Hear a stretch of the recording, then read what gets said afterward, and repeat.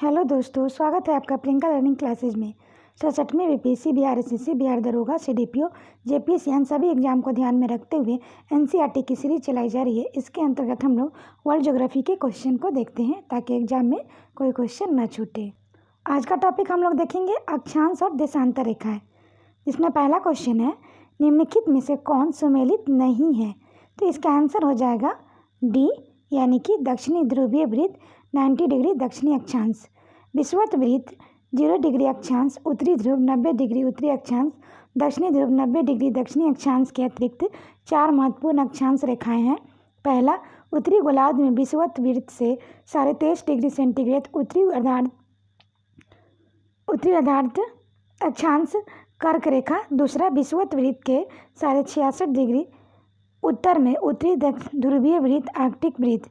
तीसरा, दक्षिणी गोलार्ध में विषुवत वृत्त से 23.5 डिग्री दक्षिणी अक्षांश मकर रेखा, विषुवत वृत्त के 66.5 डिग्री दक्षिण में दक्षिणी ध्रुव वृत्त अंटार्कटिक वृत्त। नेक्स्ट है, किसी स्थान का मानक समय स्टैंडर्ड टाइम निर्धारित करने का आधार होता है। तो इसका आंसर हो जाएगा प्रधान मध्यांतर देशांतर। इसकी व्याख्या है, 0 डिग्री देशांतर रेखा को प्रधान मध्यांतर देशांतर रेखा के नाम से जाना जाता है क्योंकि विश्व के सभी देशों का मानक समय इसी रेखा के द्वारा निर्धारित होता है। इस रेखा को ग्रीनविच रेखा के नाम से जाना जाता है क्योंकि ब्रिटेन की राजधानी लंदन के समीप ग्रीनविच नामक स्थान, यानी ग्रीनविच एक शहर है, वहाँ पे इस रेखा पर स्थित है, जहाँ राजकीय वेधशाला भी स्थित है। यह रेखा 8 देशों से गुजरती है। ये 8 देश कौन कौन से हैं? तो United Kingdom, France, Spain, Algeria, Mali, Burkina Faso, Togo, Ghana, Antarctica, दक्षिणी ध्रुव। नेक्स्ट है, भारत का मानक समय ग्रीनविच के मानक समय से कितना आगे पीछे है? तो इसका आंसर हम लोग देखें तो इसका आंसर हो जाएगा ए, यानी कि 5.5 घंटा। इसकी व्याख्या देखें, चूँकि हम जानते हैं कि पृथ्वी 1 डिग्री देशांतर की दूरी तय करने में 4 मिनट का समय ले लेती है तथा ग्रीनविच मानक समय यामोत्तर से पूर्व की ओर जाने पर समय से बढ़ता है जबकि पश्चिम की ओर जाने पर समय घटता है। इस प्रकार भारत का मानक समय यामोत्तर ग्रीनविच के 82.5 डिग्री पूर्व में स्थित है। अतः यहाँ का समय ग्रीनविच के समय से 82.5 डिग्री इंटू 4 = 330 मिनट है, अर्थात 5 घंटा 30 मिनट आगे है। नेक्स्ट है, भूमध्य रेखा निम्नलिखित में से किस देश से गुजरती है? तो इसका आंसर हो जाएगा मैक्सिको। इसकी व्याख्या देखिए, भूमध्य रेखा 0 डिग्री अक्षांश विश्व के 13 देशों से गुजरती है। जिस प्रकार Ecuador, Colombia, Brazil, Sao Tome व प्रिंसेस, गैबोन, कांगो गणराज्य, लोकतांत्रिक कांगो गणराज्य, Uganda, Kenya, Somalia, Maldives, Indonesia, Kiribati अतः मैक्सिको से होकर भूमध्य रेखा नहीं गुजरती है, मैक्सिको से होकर कर्क रेखा गुजरती है। नेक्स्ट क्वेश्चन है, भूमध्य रेखा, कर्क रेखा और मकर रेखा तीनों किस महाद्वीप से होकर गुजरती है? तो इसका आंसर हो जाएगा अफ्रीका। इसकी व्याख्या देखें, अफ्रीका महाद्वीप से होकर भूमध्य रेखा, कर्क रेखा और मकर रेखा तीनों अक्षांश रेखा गुजरती है। दक्षिण अमेरिका महाद्वीप से केवल भूमध्य रेखा तथा मकर रेखा गुजरती है। 0 डिग्री अक्षांश रेखा, विषुवत रेखा एवं 0 डिग्री देशांतर रेखा प्रधान मध्याह्न रेखा का मिलन अफ्रीका के पश्चिम में अटलांटिक महासागर, अंध महासागर में स्थित गिनी की खाड़ी में होता है। यूरोप से केवल कर्क रेखा और ऑस्ट्रेलिया महाद्वीप में केवल मकर रेखा गुजरती है। नेक्स्ट है, अंतर्राष्ट्रीय तिथि रेखा खींची गई है। तो इसका आंसर होगा प्रशांत महासागर से होकर। इसकी व्याख्या देखें, अंतर्राष्ट्रीय तिथि रेखा पृथ्वी पर खींची गई एक ऐसी काल्पनिक रेखा है जो क्रमागत कैलेंडर दिनों को अलग करती है। यह ग्रीनविच इंग्लैंड से 180 डिग्री विषुवत विपरीत दिशा में प्रशांत महासागर से होकर गुजरती है। यह रेखा सीधी न होकर विभिन्न स्थानों पर मुड़ी हुई है क्योंकि जहाँ वो कोई स्थल भाग पड़ता है वहाँ इसे मोड़ दिया गया है। नेक्स्ट टॉपिक हम लोग देखें, पृथ्वी की गतियाँ। इससे रिलेटेड हम लोग क्वेश्चन देखें तो पहला क्वेश्चन है, नीचे दिए गए कथनों पर विचार कीजिए। पहला, पृथ्वी का अपने अक्ष पर घूमना घूर्णन कहलाता है।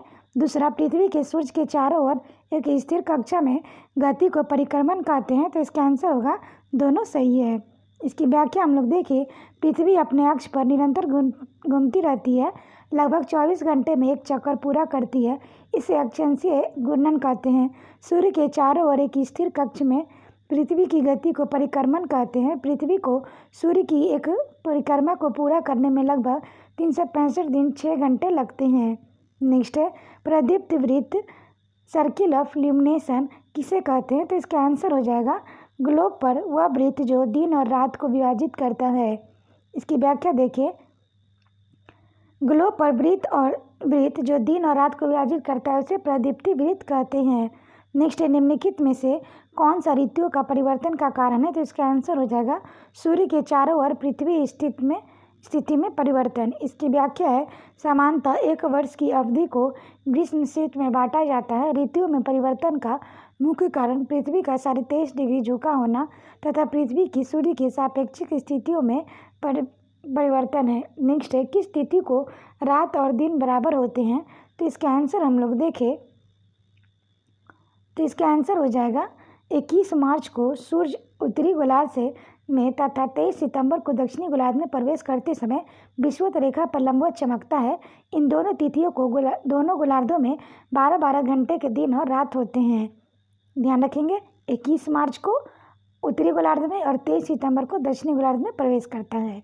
नेक्स्ट है वर्ष भर रात और दिन कहाँ बराबर होते हैं? तो इसका आंसर होगा भूमध्य रेखा। इसकी व्याख्या है भूमध्य रेखा विषुवत रेखा 5 मुख्य अक्षांश रेखाओं में से एक है जो सभी देशांतरों के अतिरिक्त एक बृहत वृत्त है। वर्ष भर सूर्य की किरणें लंबवत पड़ने के कारण यहाँ वार्षिक तापांतर सबसे कम पाया जाता है। इसके आसपास के क्षेत्रों में वर्ष भर रात और दिन की अवधि बराबर लगभग 12-12 घंटे की होती है, इसलिए यहाँ शीत ऋतु का अभाव पाया जाता है। जबकि भूमध्य रेखा से उत्तर और दक्षिण की ओर दिन और रात की अवधि मौसम के अनुरूप परिवर्तित होती रहती है। नेक्स्ट है उत्तरी गोलार्ध में वर्ष का सबसे छोटा दिन होता है, तो इसका आंसर होगा 22 दिसंबर। इसकी व्याख्या है उत्तरी गोलार्ध में वर्ष का सबसे छोटा दिन शीत अयनतांत अर्थात 22 दिसंबर को, सबसे बड़ा दिन ग्रीष्म अयनतांत को 21 जून को होता है। इसके विपरीत दक्षिणी गोलार्ध में वर्ष का सबसे छोटा दिन 21 जून को और सबसे बड़ा दिन 22 दिसंबर को होता है।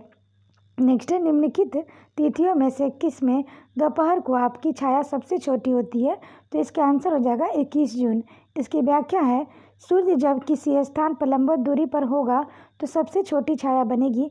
21 जून ग्रीष्म अयन को सूर्य कर्क रेखा पर लंबवत चमकता है, परिणाम स्वरूप कर्क रेखा पर दोपहर की सबसे छोटी छाया 21 जून को होगी। नेक्स्ट टॉपिक है पृथ्वी की उत्पत्ति, भूगर्भिक इतिहास एवं आंतरिक संरचना। इससे रिलेटेड पहला क्वेश्चन है निम्न विद्वानों में से किसने सुझाव दिया है कि पृथ्वी की उत्पत्ति गैसों और धूल के कणों से हुई है? तो ओ शिम्ड। इसकी व्याख्या देखिए, रूसी वैज्ञानिक ऑडो शिम्ड ने वर्ष 1945 में अंतरार्कक धूल परिकल्पना का प्रतिपादन किया। इस परिकल्पना के अनुसार जब सूर्य आकाशगंगा के समीप से गुजर रहा था तो उसने अपनी आकर्षण शक्ति से कुछ गैस और धूल कणों को अपनी ओर आकर्षित कर लिया जो सामूहिक रूप से सूर्य की परिक्रमा करने लगे। इन्हीं धूल कणों में संगठित व घनीभूत होने से पृथ्वी व अन्य ग्रहों का निर्माण हुआ। नेक्स्ट है पृथ्वी की आयु निर्धारित करने में निम्नलिखित में से कौन से विधि प्रयोग करते हैं? Uranium dating. इसकी व्याख्या है यूरेनियम डेटिंग विधि के द्वारा पृथ्वी की आयु ज्ञात की जाती है, जबकि कार्बन डेटिंग का प्रयोग जीवाश्म के अणु की आयु की गणना की जाती है। नेक्स्ट है डायनासोर का काल आज से कितने वर्ष पूर्व था? तो 18 करोड़ वर्ष पूर्व। इसकी व्याख्या है जुरेसिक कल्प को डायनासोर का काल कहा जाता है, जो जुरेसिक 18 करोड़ वर्ष पूर्व आरंभ हुआ तथा 13.5 करोड़ वर्ष पूर्व समाप्त हुआ। इस कल्प का नामकरण सन 1829 में यूरोप महाद्वीप में स्थित आल्प्स पर्वत श्रेणी के जूरा पर्वत के नाम पर दिया गया। नेक्स्ट है महान हिम युग का संबंध किससे है? तो इसका आंसर हो जाएगा, इसका आंसर है ए यानी कि प्लीस्टोसीन से। की व्याख्या देखिए, महान हिम युग की शुरुआत लगभग 10 लाख वर्ष पूर्व प्लीस्टोन युग से हुई थी। इस दौरान पृथ्वी की सतह पर वायुमंडल का तापमान लंबे समय के लिए कम हो गया था। परिणाम स्वरूप महाद्वीपों के बड़े भूभाग पर बृहद पैमाना पर हिमाच्छादन हुआ था। इस युग में यूरोप के विशाल मैदान पर हिमानियों द्वारा बृहद पैमाने का तलछट का निक्षेप किया गया। इस प्रकार के निक्षेप ब्रिटिश द्वीप समूह, उत्तरी जर्मनी और पोलैंड में पाए जाते हैं। नेक्स्ट है पृथ्वी की क्रोड के संबंध में नीचे दिए गए में से कौन सा कथन सत्य है? तो पहला हम लोग देखें, पृथ्वी की बाह्य क्रोड तरल अवस्था में है, आंतरिक क्रोड ठोस अवस्था में है। दूसरा, पृथ्वी की क्रोड मुख्यतः निकेल और लोहे से बना है। इसकी व्याख्या देखें, पृथ्वी का बाह्य क्रोड तरल अवस्था में है। मैंडल और क्रोड की सीमा पर चट्टानों का घनत्व लगभग 5.5 ग्राम प्रति घन सेंटीमीटर है तथा केंद्र में 6300 किलोमीटर की गहराई तक घनत्व लगभग 13.6 ग्राम प्रति घन सेंटीमीटर तक हो जाता है। इससे यह पता चलता है कि क्रोड भारी पदार्थों मुख्यतः निकेल और लोहे का बना है। इसे नीफे परत के नाम से जाना जाता है। नेक्स्ट क्वेश्चन है, पृथ्वी पर मूलतः एक ही विशाल भूखंड था जिसे कहते हैं पेंजिया। इसकी व्याख्या देखें, कार्बोनिफेरस युग में समस्त महाद्वीपीय भाग आपस में एक साथ संलग्न थे। इस प्रकार समस्त स्थलीय भाग को पेंजिया और समस्त जलीय भाग को पैथलासा के नाम से जाना जाता था। पेंजिया के उत्तरी भाग में लॉरेशिया, उत्तरी अमेरिका, ग्रीनलैंड, यूरोप और एशिया तथा दक्षिणी भाग में गोंडवानालैंड, दक्षिण अमेरिका, अफ्रीका, मेडागास्कर प्रायद्वीप, भारत, ऑस्ट्रेलिया और अंटार्कटिका स्थित था। आशा करते हैं आपको ये वीडियो पसंद आया होगा।